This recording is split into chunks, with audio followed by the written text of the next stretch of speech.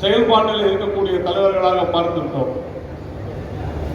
இங்கே டாக்டர் தமிழிசை சவுந்தரராஜன் அவர்கள் ஒரு மிகச்சிறந்த கோஷத்தை வைத்து தமிழகத்தையே பாரதிய ஜனதா பக்கம் திரும்பி பார்க்க வைத்திருந்தார்.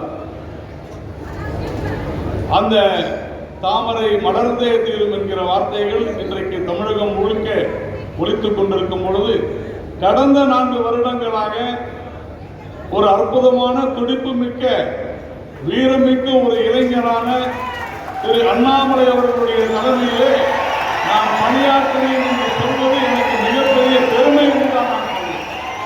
அப்படிப்பட்ட திரு அண்ணாமலை அவர்கள் விட்டு சென்ற பணியினை சீரும் சிறப்புமாக மிக நேர்த்தியாக ஒரு வீரமிக்க மனிதனாக பாலாஜி அவர்கள் தலைமையில் வந்திருக்கும் வடசென்னை மேற்கு சகோதர சகோதரிகளை நான் வணங்குகிறேன்.